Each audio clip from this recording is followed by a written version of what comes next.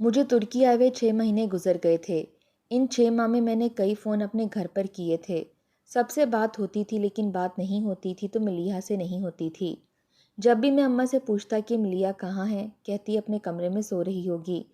جب میں کہتا کہ اسے اٹھا دیں، میری بات کروا دیں، تو اماں کہتی کہ کر لینا اس سے بھی بات۔ پھر اماں اپنی ہی باتیں کرنے لگتیں۔ مجھے لگا شاید وہ مجھ سے ناراض ہے، کیونکہ جب میں ترکی آ رہا تھا تو وہ بہت رو رہی تھی، کہہ رہی تھی ابو بکر مت جاؤ۔ لیکن میں نے اسے کہا کہ بس چند سالوں کی بات ہے، جلدی آ جاؤں گا۔ اس وقت میرا بیٹا فرحان بس 1 ہی سال کا تھا جب میں پاکستان سے ترکی آیا تھا۔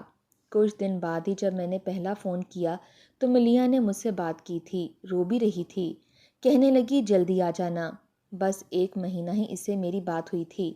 تھوڑی سی بات کرتی تو اماں فون پکڑ لیتیں اور باتیں کرنے لگتیں، اور پھر ایک ضروریات کی لمبی لسٹ تھی جو مجھے سنائی جاتی تھی۔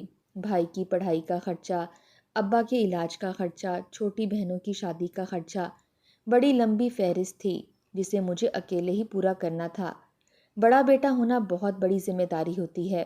ماں باپ کی، بہن بھائیوں کی، سب کی امیدیں بس اسی پر لگی ہوتی ہیں۔ میں سب سے بڑا تھا، اس لیے اماں سب کچھ مجھے ہی کہتی تھیں۔ جب سے ابا کو فالج ہوا تھا، گھر کی ویسے بھی ساری ذمہ داری مجھ پر آ گئی تھی۔ ملیحہ سے میری پسند کی شادی تھی، میری دوست کی بہن تھی، حالانکہ اماں اس رشتے پر راضی نہ تھیں کیونکہ وہ اپنی بھانجی لانا چاہتی تھیں، لیکن میری پسند پر انہوں نے اپنی پسند کو پس پش ٹال دیا۔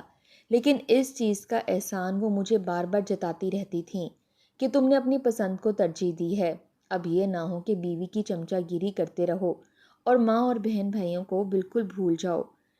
دیکھو سب کچھ تم نے ہی کرنا ہے، چھوٹی بہنوں کی شادی بھی اور چھوٹے بھائی کو تعلیم بھی تم نے پوری کروانی ہے۔ وہ یونیورسٹی میں تھا، چند سالوں میں اس کی نوکری لگ جاتی تو میری یہ ذمہ داری بھی پوری ہو جاتی۔ 2 بہنیں تھیں، دونوں کے جہیز کی ذمہ داری تھی، اس لیے ترکی آ گیا۔ یہاں کماؤں گا تو جلد از جلد اپنی ماں کی ساری امیدوں پر پورا اتروں گا۔ پھر مجھے اور ملیحہ کو ساتھ ہی تو ساری زندگی گزارنی تھی۔ لیکن پچھلے 3 ماہ سے اماں ملیحہ سے بات نہیں کروا رہی تھی۔ جب بھی اماں سے پوچھتا کہ ملیحہ کہاں ہے تو اماں کا لہجہ کوفت سے بھرا ہوتا، کبھی کہتی کچن میں ہوگی، کبھی کہتی کمرے میں ہوگی۔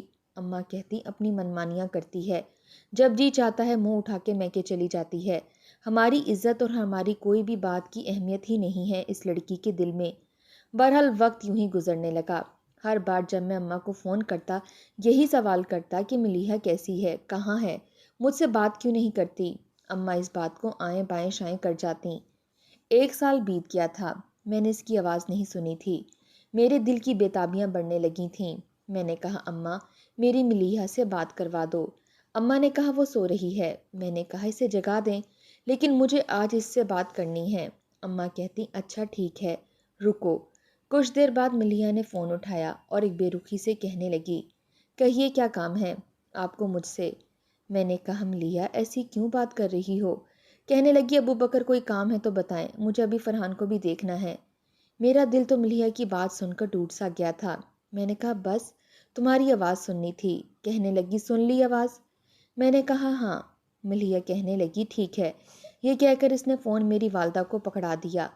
میرا دل تو ملیحہ کی بات سن کر ٹوٹ سا گیا تھا۔ پردیس میں رہنا آسان تو نہیں ہوتا، آپ لوگوں کی یادیں ہی تو ہمارے پاس ہوتی ہیں۔ بے چینی سے ہم لوگ اس وقت کا انتظار کرتے ہیں جب جیب میں کچھ سکے بچ جائیں اور اسے ٹیلی فون بوتھ پر لے جا کر ڈال کر اپنوں کی آوازیں سن سکیں، ان کی بات سن سکیں، جو مرد کے لیے ایک ایسی گھنی چھاؤں کی طرح ہوتی ہے کہ جو چند میٹھی باتیں بھی کر لے تو ایسا لگتا ہے کہ زندگی کی کڑی دھوپ میں کچھ ٹھنڈی چھاؤں کا احساس ہو گیا۔ لیکن ملیحہ کی بات سن کر مجھے بہت افسوس ہوا تھا۔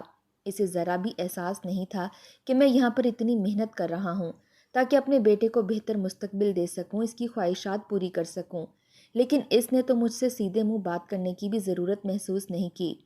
اس کے بعد میں نے کبھی بھی اماں سے ملیحہ کے بارے میں نہیں پوچھا۔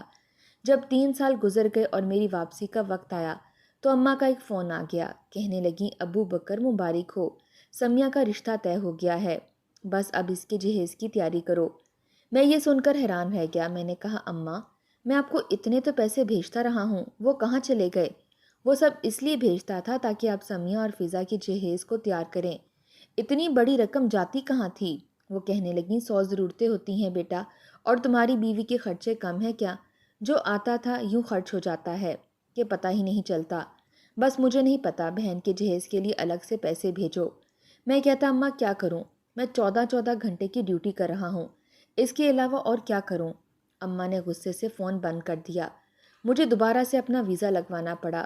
نوکری تھی کہ ختم ہونے کا نام نہیں لے رہی تھی۔ میں تو سمجھا تھا کہ اماں نے بڑے طریقے سے خرچ کیا ہوگا اور بہنوں کا جہیز بھی بن چکا ہوگا، کیونکہ میں ایک معقول رقم اماں کو بھیجتا تھا، لیکن پتہ نہیں کہاں جاتی تھی۔ پھر میں نے اپنے کام کی ڈیوٹی اور گھنٹے بھی بڑھا دیے۔ دن رات محنت کر کے 2 سال اور لگ گئے۔ بہنوں کی شادی ہو چکی تھی، چھوٹے بھائی کی نوکری بھی لگ چکی تھی۔ اب کچھ سکون سا ہو گیا تھا۔ تھوڑی سی سیونگ میں نے کرنی شروع کر دی تھی تاکہ پاکستان جا کر ایک کاروبار سیٹ کر سکوں۔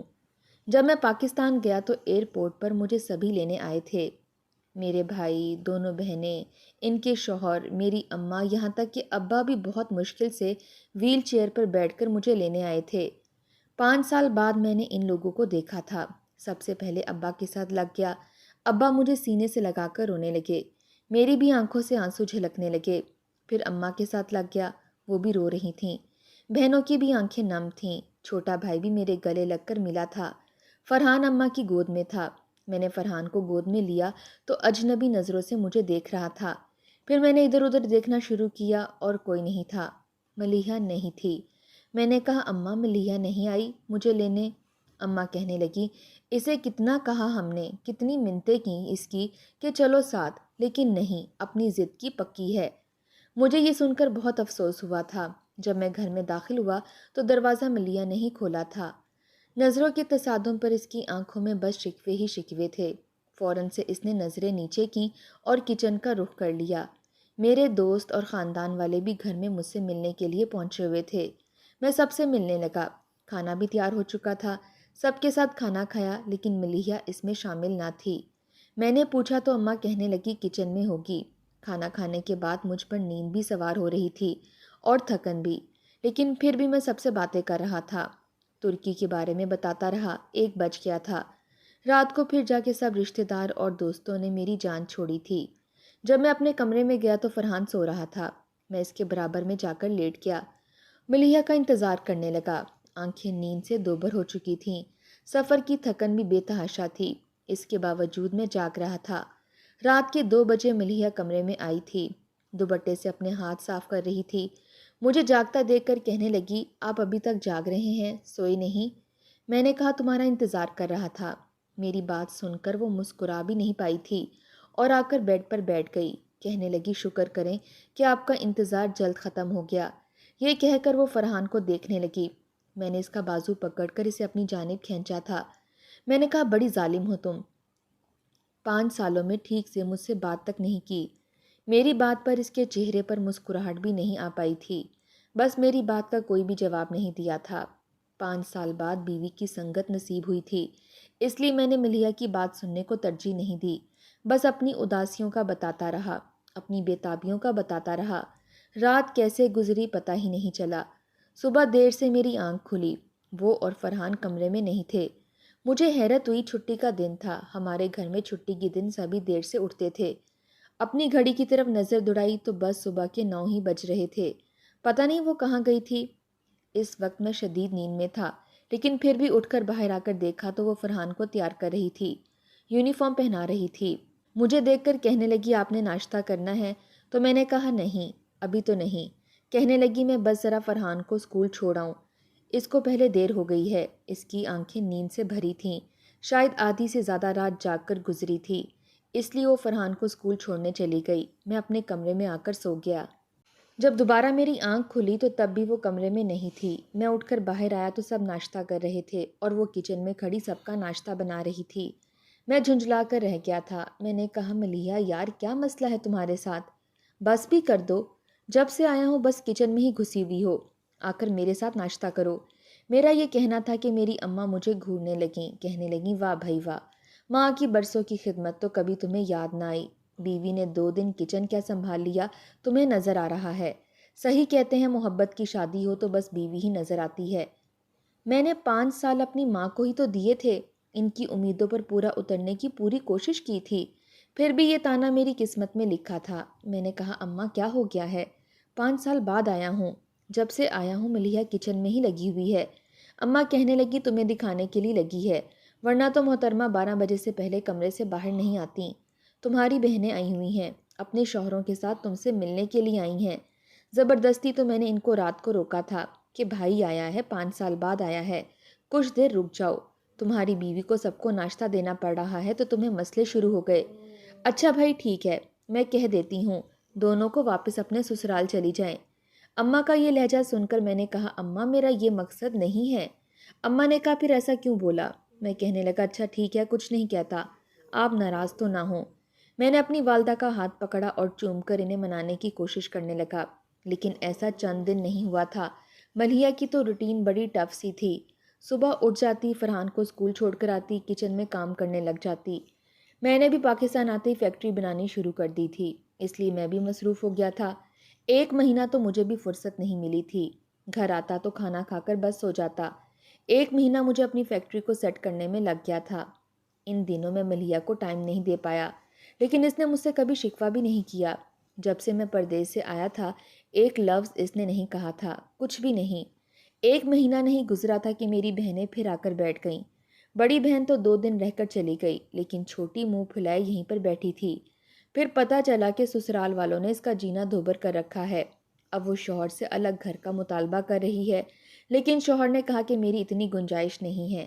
اپنے گھر والوں سے پوچھ لو، اگر وہ تمہیں علیحدہ گھر لے کر دیتے ہیں تو میں الگ گھر میں رہنے کو تیار ہوں۔ اماں میرے پاس بیٹھی یہی رونے رو رہی تھیں کہ کچھ بھی کرو بہن کو گھر لے کر دو۔ میں نے کہا اماں آپ کے سامنے ابھی میں نے کوئی کام شروع بھی نہیں کیا، فیکٹری میں میری ساری جمع پونجی لگ چکی ہے، میں کہاں سے اس کو گھر لے کر دے سکتا ہوں؟ اماں کہنے لگی ایسا کرو، گھر کے اوپر جو اسٹور روم بنا ہے وہاں ایک اور کمرہ تعمیر کروا دو اور چھوٹا سا کچن واش روم بھی بنوا دو۔ اس میں تو اتنا پیسہ نہیں لگے گا، بس میری بیٹی اوپر گزارا کر لے گی، لیکن اب سسرال نہیں جائے گی۔ ایک ہم ہے جس نے بہو کو عیش و آرام میں رکھا ہوا ہے، اور ایک میری بیٹی ہے جو سارے سسرال والوں کی صبح سے شام تک خدمتیں کرتی رہتی ہے، لیکن انہیں تو قدر ہی نہیں ہے۔ بظاہر تو مجھے بھی ایسا ہی نظر آتا تھا جیسے ملیحہ پر کام کا بوجھ بہت زیادہ ہے، لیکن کسی کو نظر نہیں آتا۔ بہرحال جو تھوڑے بہت پیسے میرے پاس بچے تھے وہ میں نے اوپر چھت پر 2 کمرے تعمیر کروا دیے اور کچن بنوا دیا۔ چھوٹی بہن اوپر آئی، اس نے تو اپنا اوڑھنا بچھوڑنا نیچے ہی شروع کر دیا۔ جب بھی کھانا لگتا وہ نیچے آ جاتی، اس کا شوہر بھی نیچے بیٹھ کر کھانا کھانے لگ جاتا۔ پہلے چند دن تو میں خاموشی سے یہ سارا ماجرا دیکھتا رہا، لیکن 1 مہینہ ہو گیا تھا، نہ وہ کہیں جاتا تھا نہ کماتا تھا۔ بس صبح ناشتے پر میری بہن سے کہتا اپنی بھابھی کو کہو کہ میرے لیے پراٹھا آملیٹ بنا دیا کرے۔ صبح صبح اس نے بھی ناشتہ کیا تھا، رات کو کھانے پر اس کے لیے الگ سے گوشت کا سالن پکتا۔ میرا تو اب بجٹ آؤٹ ہونے لگا تھا۔ جب میں اماں سے شکایت کرتا، اماں کہتی داماد ہے، اس کے آگے دال سبزی رکھیں گے کیا عزت رہ جائے گی ہماری؟ ارے بھائی، بہنوئی اور داماد کو ہمیشہ اچھا کھلاتے پلاتے ہیں۔ میں نے کہا یہ اس وقت ہوتا ہے جب بہنوئی اور داماد کبھی کبھی آئیں۔ ارے یہ تو گھر پر ہی رہتا ہے، میں نے تو اسے کہیں کام پر جاتے بھی نہیں دیکھا۔ میرا یہ کہنا تھا کہ میری ماں غصے میں پھر کہنے لگی اصل میں اس کی نوکری نہیں ہے۔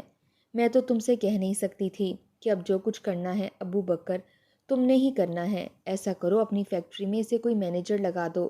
یہ سن کر تو مجھے غصہ آنے لگا۔ اسے مینیجر رکھوانے کا مطلب یہ تھا کہ میں اس کی غلامی اپنی فیکٹری میں بھی شروع کر دوں۔ وہ تو اپنا داماد پن مجھے فیکٹری میں بھی دکھاتا رہے گا، میرے سر پر چودھری بن کر بیٹھ جائے گا۔ میں نے کہا اماں میری فیکٹری میں تو بالکل بھی ضرورت نہیں، میں اپنا سٹاف رکھ چکا ہوں، البتہ اس کی کہیں نوکری لگوا دیتا ہوں۔ میری بات میری والدہ پر ناگوار سی گزری، کہنے لگی یہ کیا بات ہوئی، اب نوکری کرے گا وہ؟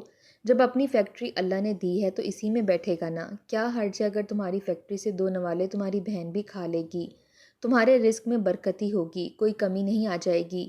اماں کا لہجہ بڑا سخت تھا۔ انہی دنوں عید الاضحیٰ کی بھی تیاریاں ہونے لگیں۔ میں نے ملیحہ سے پوچھا کہ اسے کسی چیز کی ضرورت تو نہیں، تو اس نے نہیں میں سر ہلا دیا۔ کہنے لگی میرے پاس سب کچھ ہے، آپ ایسا کریں فرحان کے لیے کپڑے لا دیجیے گا۔ میں نے فرحان کے لیے بھی شاپنگ کی اور اپنے لیے بھی کپڑے لے آیا، کیونکہ میں نے کہا ملیحہ اپنے لیے تو ویسے بھی منع کر چکی تھی۔ جب میں نے اپنی والدہ کو فرحان کے کپڑے دکھائے، میری والدہ دوپٹے سے اپنے آنسو صاف کرنے لگیں۔ کہنے لگی اپنے بیٹے کی فکر ہے، بیوی کی فکر ہے، لیکن یہ نہیں پتا کہ بہن عید پر کیا پہنے گی۔ میں نے گہری سانس لی اور جیب سے بٹوا نکال کر 10,000 اپنی ماں کے ہاتھ میں رکھ دیے۔ میں نے کہا یہ دے دیجیے گا اسے، اپنے اور اپنے شوہر کے لیے کپڑے سلوا لے۔ اس دن کے بعد میرا چھوٹا بھائی بھی معصوم بنا میرے سامنے بیٹھا تھا۔ کہنے لگا مجھ سے نہیں ہوتی یہ نوکریاں، جب دیکھو باس مجھے ذرا ذرا سی بات پر ڈانٹتا رہتا ہے، کہتا ہے وقت پر آؤ وقت پر آؤ۔ ارے کیا ہو گیا؟ میں آدھا گھنٹہ لیٹ آفس پہنچا، کام تو کر رہا ہوں نا، لیکن نہیں، نخرے بہت ہیں۔ بھائی میں نے نوکری چھوڑ دی ہے، اب میں آپ کی فیکٹری میں کام کروں گا۔ ظاہری سی بات ہے، جب اپنی فیکٹری ہے تو کیا ضرورت ہے کہ میں نوکری کروں، دوسروں کے تلوے چاٹوں؟ اپنا بنا بنایا کام ہے، بس نیند پوری کیا کروں گا اور آرام سے اپنی فیکٹری جا کر کام کروں گا۔ میں تو یہ سب دیکھ کر پریشان سا ہو گیا تھا۔ یہ فیکٹری میں نے ابھی لگائی تھی تاکہ اب میں اپنے بارے میں سوچ سکوں۔ پردیس اپنے بہن بھائیوں کے لیے تو کاٹ کر آیا تھا تاکہ ان کی ذمہ داریاں میرے سر سے اتر جائیں، لیکن یہ ذمہ داریاں تو گلے کا توق بن کر میرے گلے میں پڑنے لگی تھیں۔ پہلے بہنوئی کو نوکری پر رکھا اور بھائی بھی نوکری چھوڑ کر فیکٹری پر نظر رکھے ہوئے تھا۔ عید سے چند دن پہلے میں جانور بھی لے آیا اور اس پر بھی اماں نے بہنوئی کا الگ حصہ ڈلوایا تھا۔ صبح عید تھی، اس لیے سب کے کپڑے استری سٹینڈ پر رکھے ہوئے ملیحہ تیزی سے ان پر استری کر رہی تھی۔ رات کے 3 بج گئے تھے۔ میں نے کہا ملیحہ آدھی رات بیت گئی ہے، آرام نہیں کرنا تم نے؟ وہ کہنے لگی کیسا آرام، سب کے کپڑے استری کرنے ہیں، ابا کے، آپ کے بھی، یاسر کے بھی، پھر فرحان کے بھی، اور اماں نے بھی اپنا سفید جوڑا لا کر رکھ دیا ہے کہ عید پر سفید جوڑا پہنیں گی، وہ بھی استری کرنا ہے۔ صبح 4 بجے تک وہ کپڑے استری کرتی رہی۔ میں جا کر سو چکا تھا۔ صبح مجھے نماز کے لیے بھی اسی نے جگایا تھا۔ نماز پڑھنے کے بعد جب میں گھر آیا تو سبھی تیار تھے، لیکن کسائی ابھی تک نہیں پہنچا تھا، اس لیے میں اپنے کمرے میں آ گیا۔ دیکھا تو وہ اسی میلے کچیلے کپڑوں میں تھی۔ میں نے کہا تم نے عید کے کپڑے نہیں پہننے؟ کہنے لگی کون سی عید؟ اور میں نے کپڑے پہن کر جانا کہاں ہے؟ گھر ہی پر تو رہنا ہے، کچن میں جا کر کھانا بنانا ہے۔ اس کے ہاتھوں میں چوڑیاں تھیں، نہ چہرے پر میک اپ، نہ ہی نئے کپڑے۔ میں نے اس کا بازو پکڑا اور غصے سے بولا، میں نے کہا مسئلہ کیا ہے تمہارے ساتھ؟ کیوں خود کو تم نے کھپا کر رکھ دیا ہے کاموں میں؟ اچھے کپڑے کیوں نہیں پہنتی؟ تیار کیوں نہیں ہوتی؟ تنگ آ چکا ہوں میں جب سے آیا ہوں، تمہیں ایسے ہی میلے کچیلے کپڑوں میں دیکھ رہا ہوں۔ اس نے سختی سے میرا ہاتھ اپنے بازوؤں سے پیچھے کیا، کہنے لگی دل مر چکا ہے میرا ابو بکر، ان 5 سالوں میں نے ڈھنگ کا جوڑا نہیں پہنا، کیونکہ آپ کی ماں کہتی تھی کہ کس کو دکھانے کے لیے پہن رہی ہو۔ میں نے ہاتھوں میں چوڑیاں پہننی چھوڑ دیں کیونکہ آپ کی ماں کو اعتراض تھا۔ میں نے سجنا سورنا چھوڑ دیا کیونکہ آپ کی ماں کہتی تھی کہ کس کے لیے تیار ہو رہی ہو۔ کئی بار اپنے دوپٹے سے انہوں نے میرا میک اپ صاف کیا۔ اس لیے ان 5 سالوں میں اپنی ہر خواہش کو دل کے اندر دفن کرتے کرتے اور اس گھر میں نہ ختم ہونے والے کام کرتے کرتے میں یہ بھول چکی ہوں کہ میں ملیحہ ابو بکر ہوں، آپ کی بیوی ہوں۔ بس یہ یاد ہے شادی صرف ایک ذمہ داری کا نام ہے جسے آپ بیٹا بن کر گزار رہے ہو اور میں بہو بن کر۔ ہماری اپنی کوئی زندگی ہے ہی نہیں۔ اگر آپ یہ سمجھتے ہیں کہ بہنوئی کا کام سیٹ کرنے کے بعد، چھوٹے بھائی کو الگ سے کاروبار سیٹ کرنے کے بعد آپ آزاد ہو جائیں گے تو آپ کی غلط فہمی ہے۔ ہمیں آزادی نہیں مل سکتی کیونکہ اسے چھٹی کبھی نہیں ملتی جو اپنا ہوم ورک پورا کر لیتا ہے، نہ اسے کبھی چھٹی ملتی ہے، نہ آپ کو ملے گی اور نہ ہی کبھی مجھے۔ یہ کہنے کے بعد وہ پھوٹ پھوٹ کر رونے لگی، پھر دوپٹے سے اپنے آنسو صاف کرنے کے بعد کمرے سے باہر چلی گئی۔ میں سمجھ گیا تھا کہ ان 5 سالوں میں نے ایک اچھا بیٹا ہونے کا فرض نبھا دیا تھا، پر اپنی بیوی سے بہت بڑی قربانی لی تھی۔ اب سمجھ میں آیا کہ وہ مجھ سے کیوں بات نہیں کرتی تھی۔ میں اب سمجھ چکا تھا، لیکن اب بھی وقت گزرا نہیں تھا۔ میں نے کرائے کا ایک الگ گھر لے لیا اور اپنی بیوی بچوں کو وہاں لے کر رہنے لگا۔ میری ماں نے مجھ پر نافرمان بیٹے ہونے کا ٹھپا لگا دیا۔ وہ سب کچھ بھول گئی جو میں نے پچھلے اتنے سالوں میں کیا تھا۔ بس انہیں یاد تھا تو یہ کہ میں بیوی کا غلام ہوں۔ مرد شاید اس طانے سے بچنے کے لیے ساری عمر گزار دیتا ہے، لیکن یہ طعنہ قبر تک اس کے ساتھ ہی جاتا ہے۔ پھر کیوں نہ کچھ خوشیاں میں اپنی بیوی کے دامن میں بھی بھر دوں، کیونکہ وہ اس کی حقدار ہے۔